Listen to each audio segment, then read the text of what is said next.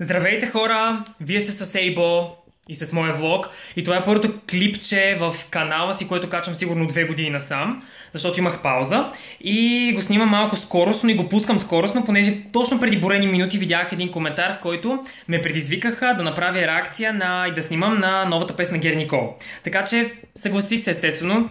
Аз харесвам такъв тип видеа и ще правя за напред. Просто искам тая песен да я оценя обективно, защото е взривяваща в момента, буквално. В смисъл, всички медии я пускат, всички телевизии музикални, както и тук е номер 1 в набиращи популярност, така че нормално. Пускам я, да не губиме време. Айде бе. Не иска да тръгне. Не стига, че вчера закъсня с 2 часа и половина тази песен да се пусне, ами сега пак не иска да тръгне. Това просто...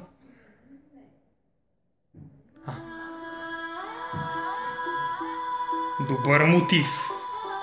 Леко така народен. Класна стая.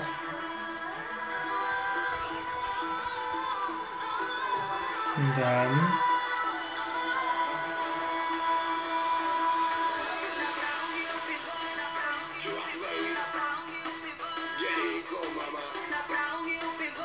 Това движение ми е фейворит. Пръскам.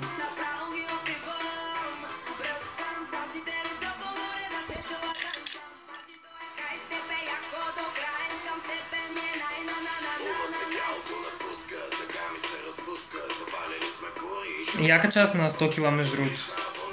Доста яко. Какво пише на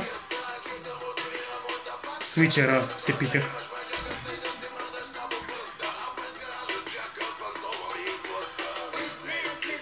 Вау! То с червен костюм, братче.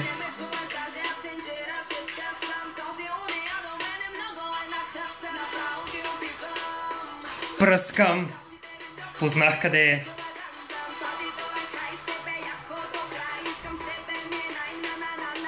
Между другото, доста е...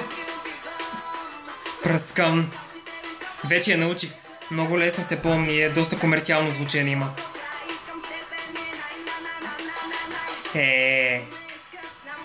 Не, свежа, готина песен. Човек. Супер и отива така с къса руса коса. Ето така. Малко двубой. Не.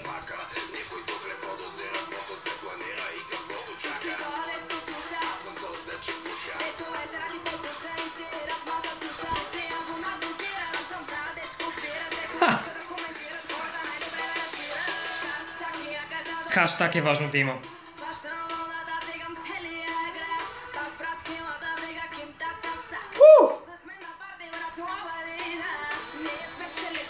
Не, между доста свежа и раздвижена песен, доста пауър носи, така че това е важно за новите песни, така че мене ме кефи.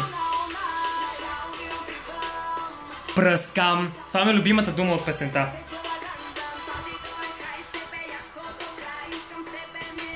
Най. Почти чалгаше, мога да мине така, с малко променен аранжимент. Им чувство винаги, че тук ще изпее не до края Дубай. Ученички. Знам ги аз римите, бе. Тук пише Бо! Това е Бо със сигурност.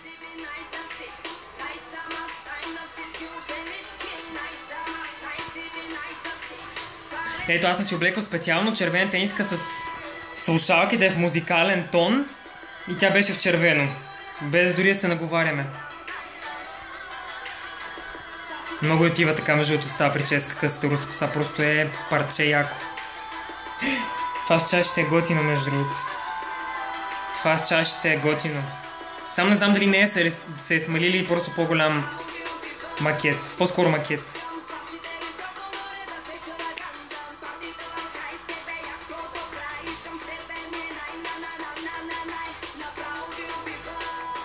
Пръскам. Абе знам бе. Не, запомня се лесно. Най. Най-са всички. Всички ученички.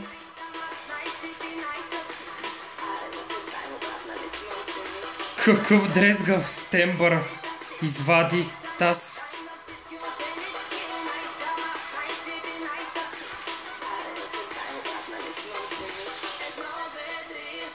4, 5, 6, 7, 8.